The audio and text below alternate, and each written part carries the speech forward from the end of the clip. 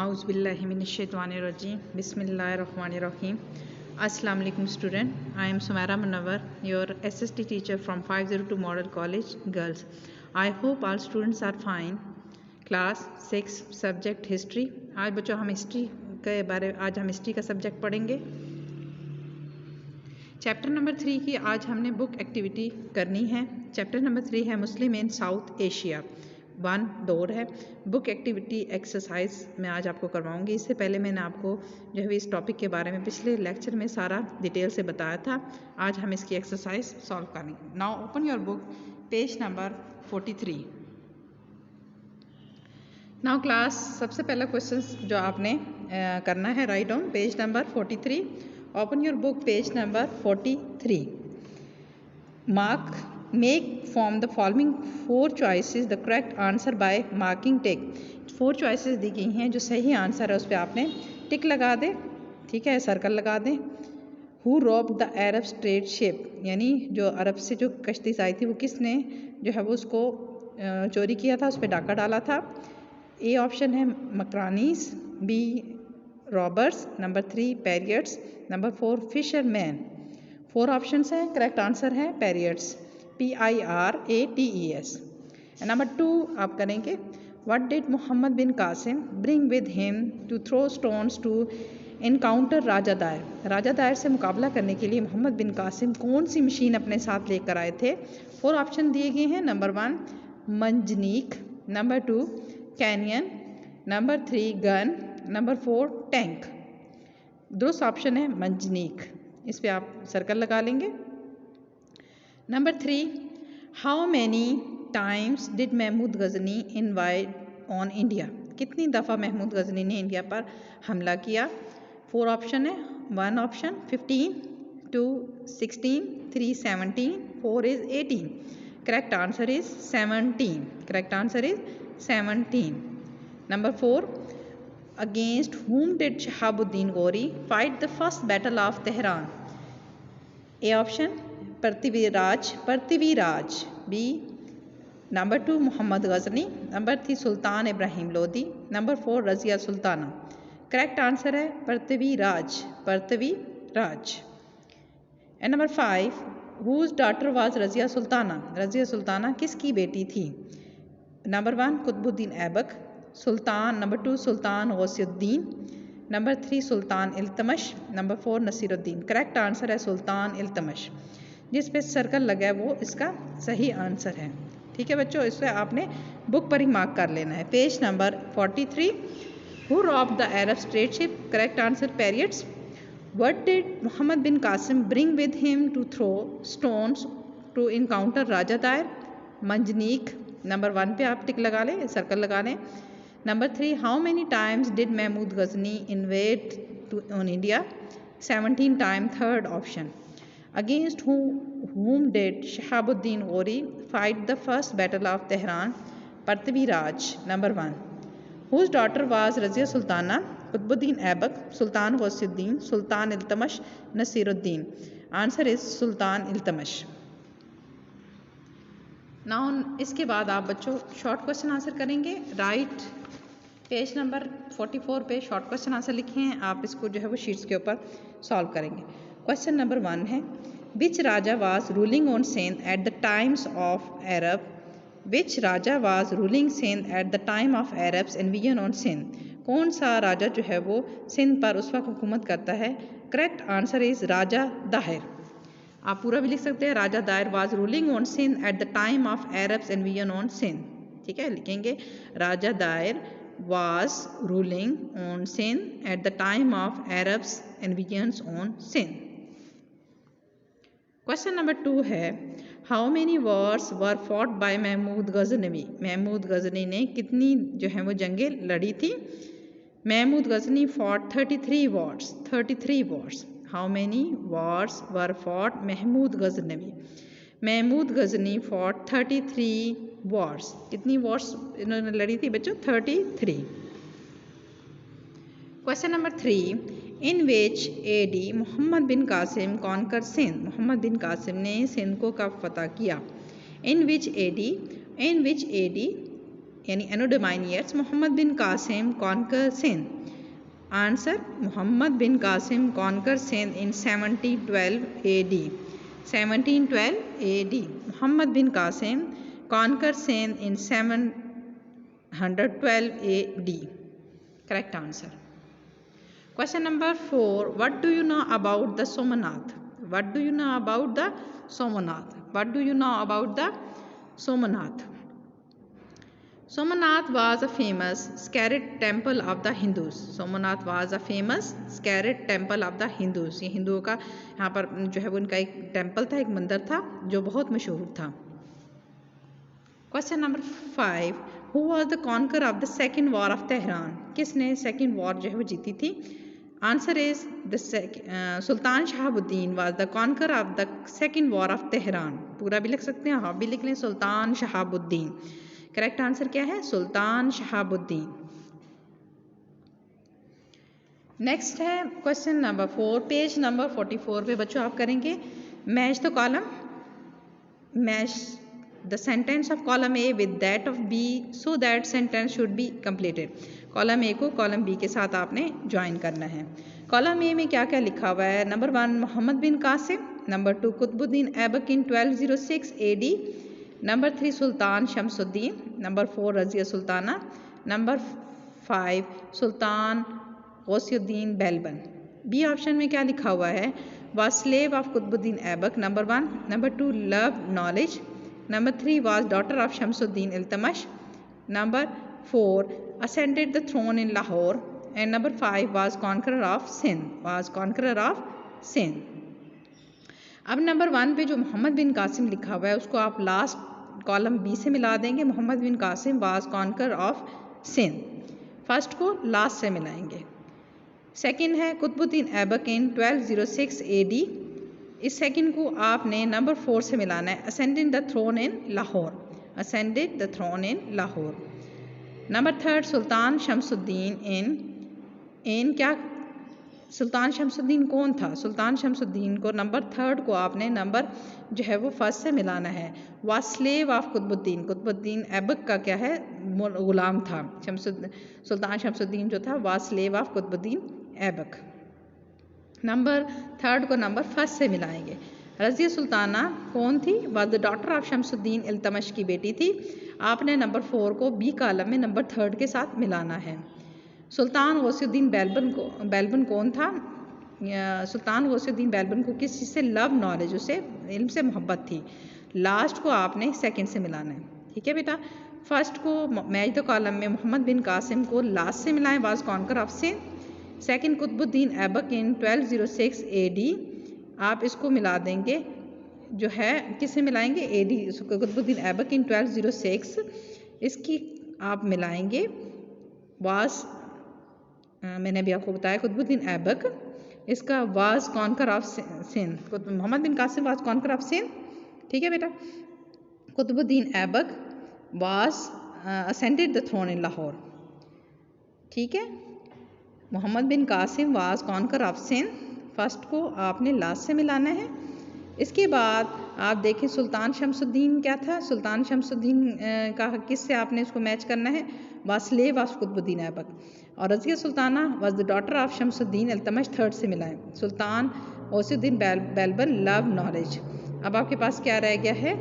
Ascended the throne in Qutubuddin Aibak in 1206 में क्या किया था? असेंडेड द थ्रोन, असेंडेड, इसका मैं द कॉलम आप करेक्ट कर लें, ascended the throne in Lahore.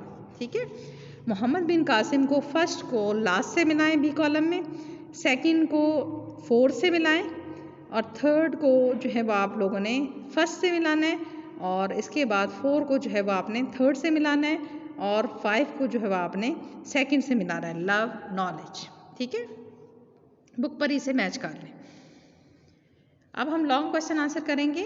Long question answer जो है वो आप लोगों के पेज नंबर 43 पे मौजूद है। इसको आपने मार्क करते जाना है। मैं आपको पेज भी बताऊंगी और साथ साथ इसका आंसर भी बता दूंगी।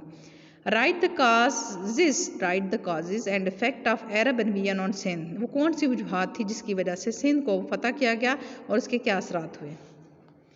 इसके आंसर के लिए आप बच्चों पेज नंबर 32 ओपन करेंगे। इसकी पिक्चर भी मैंने आपको लगा दी है ताकि आपने ये चीज़ें जो है इसके आंसर में लिखनी है।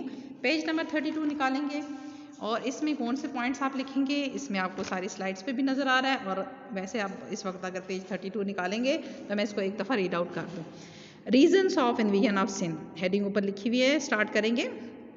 In 703, the governor of Makran, Sayyid bin Aslam, was murdered, and his murder took refuge with Raja Dair of Sindh. Hajjaj bin Yusuf demanded the hand over the murdered, but Raja Dair rejected it. Secondly, a ship of Arab Muslim who had settled in Sri Lanka carrying trade, luggage and gifts for Hajjaj bin Yusuf. When it reached near the coast Dibal, it was plundered by pirates. They imprisoned the children as well as women. Hajjaj bin Yusuf wrote a letter to Raja Dair to recover the luggage from the pirates, released the prisoners and punished the pirates severely. In response to it, Raja Dair wrote the pirates were out of his control. Hajjaj bin Yusuf infuriated, and his young son-in-law and nephew Muhammad bin Qasim was sent to Sindh with troops of punish Raja Dair. ये इसकी reason थी। इसके बाद आगे ही ये भी इसके answer है पेज नंबर 33 पर। क्वेश्चन नंबर 1 का ही आंसर है। Effect of invasion. People of Sindh welcomed Muhammad bin Qasim after the conquest of Sindh. Muhammad bin Qasim established the rule of equality and justice, which affected the Indian society much. The Hindus of low caste embraced Islam by moral influence and fraternity of Muhammad bin Qasim and his companions. The Muslims opened school and madaras to give education. Sanskrit books were translated into Arabic. अगले page number थोड़ा सा 34 से भी आगे जो 3 लाइनें ऊपर वाली लिखेंगे, सुल्तान महमूद ऑफ गजनी से ऊपर तक। And madaras to give education. Sanskrit books were translated into Arabic. After the conquer of Sindh, many scholars, traders and industrials settled in Sindh. The Arab trade increasing along the coastal areas of Balochistan and Sindh.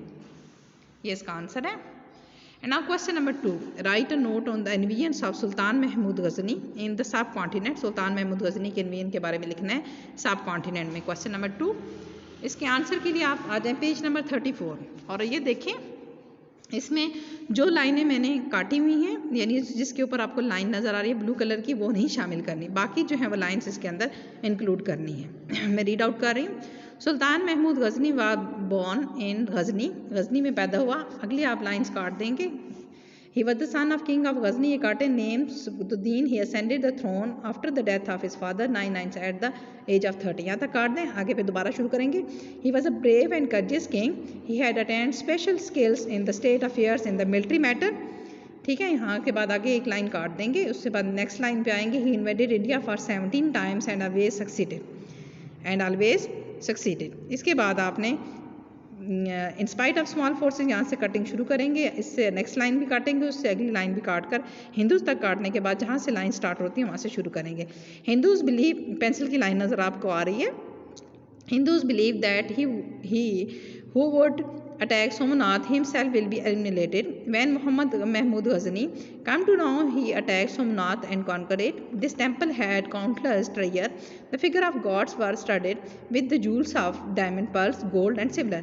Various rajas of northern India with their great forces come to protect but fail. The worships offered are robbers of Somnath might be not broken, but Sultan replied, I am breaker of adults and not of sellers.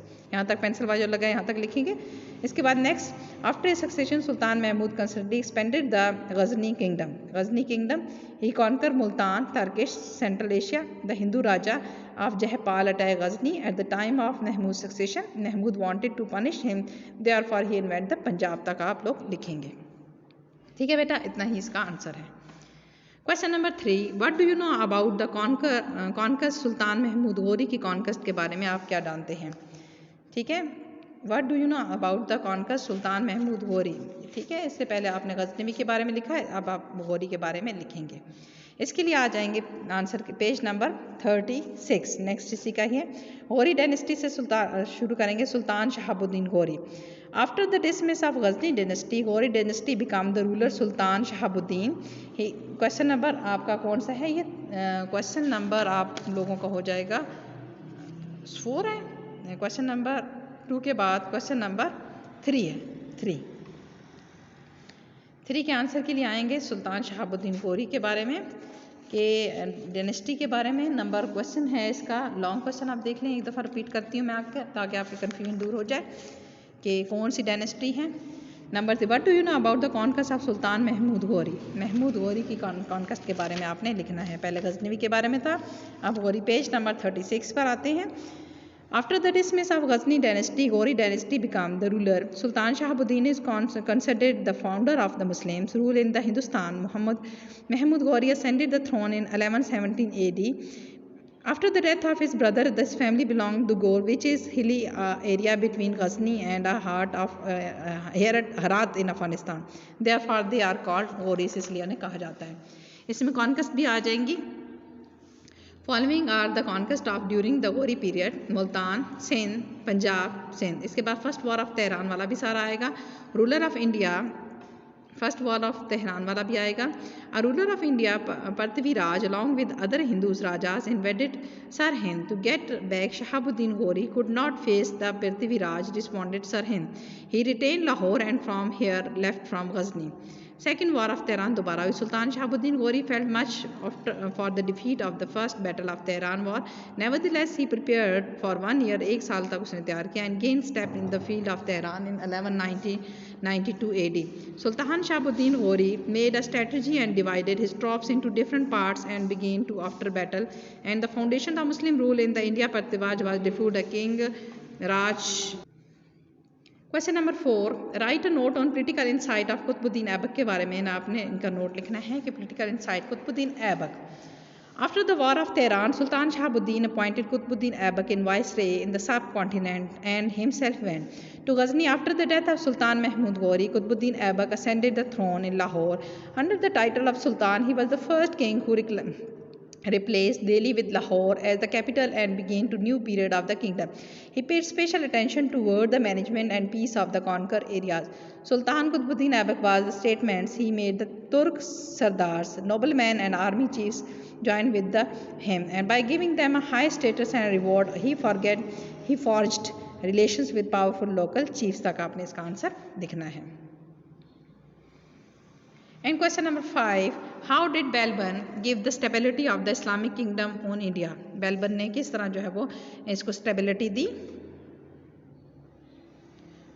इसके लिए आप answer 5 के लिए, ठीक है, page number mention मैं कर देती हूँ कि आपने इसको page number 41 invasion of Mongol से ऊपर वाला छोड़ देंगे। आपको नजर आ रहा है कि बैलबन ने कौन से काम किए। Balban took many steps to obstruct the dangers of Mongols. Due to these steps, the danger of Mongols invasion ended forever. Long question है बेटा, आप लोगों ने इसको शीट पर लिखना है और याद भी करना है। The silent features of Mongols policy of Balban were following. Number 1, Balban changed the policy of going for areas of the kingdom for military expedition. He spent most of his time in the capital of kingdom to encounter the Mongols invasion in time. Number 2, Balban ensured the loyalty of the tribes of the frontier areas, especially the Khokras. In this way, Mongols could not get opportunity to enter India silently. Balban reorganized his army and equipped the soldiers with the modern weapons. Number 4, Balban made the member of forts in the frontier areas and stationed armed troops there. Due to this, Mongols had to face resistance from place to place. Number 5, Balban appointed able chiefs and generals to defend frontier areas. It made Balban's Mongol policy successful and the menace of was got rid of. यहाँ तक आप इसका answer लिखेंगे और इसको याद करेंगे। ये सारा काम बेटा आप लोगों ने जो है वो लूज शीट पर लिखना है, ठीक है। फिर आप बार बार पूछते हैं कि इसको किस पर करना है, आपने इसको शीट्स के ऊपर लिखना है, नीट एंड क्लीन लिखना है, लिखने के साथ साथ याद भी करना है, ठीक है। लॉन्ग क्वेश्चन को भी साफ सुथरा लिखना है और नीट को भी लिखना है, और इसको जो है वो आप याद करेंगे तो आपके लिए अच्छा होगा, ताकि आप पेपर्स की तैयारी कर सकें। सब मैंने इसमें आप लोगों को fill in the blank, choose the correct answer भी करा दिए, मैच द कॉलम भी करा दिए, शॉर्ट क्वेश्चन आंसर भी कराए और लॉन्ग क्वेश्चन भी। मुझे उम्मीद है कि आप इसको लिखेंगे और इसको याद करेंगे। थैंक यू, अल्लाह हाफिज़। आंसर नंबर 5 लिखने के बाद आप इसको जब लिखेंगे तो एक बात याद रखें कि जब आप राइटिंग करेंगे तो वो साफ़ सुथरी होनी चाहिए, नीट एंड क्लीन होनी चाहिए, एलिजिबल नहीं होनी चाहिए, पढ़ने के काबिल होनी चाहिए कि वो पढ़ी जा सके, और याद करने की कोशिश करें। इसमें से चीज़ों को कट डाउन नहीं करना कि खुद से आप शॉर्ट बनाते हैं। थोड़ा सा लॉन्ग लिखेंगे क्योंकि 10 मार्क्स का क्वेश्चन होगा और इसमें इतनी जो है इन्फॉर्मेशन होनी चाहिए ताकि जो है वो पढ़ने वाले को समझ आ जाए। चीज़ों को याद करें साथ साथ ताकि आपका टाइम वेस्ट ना हो और आप लोग ये याद कर सकें। थैंक यू, अल्लाह हाफिज़।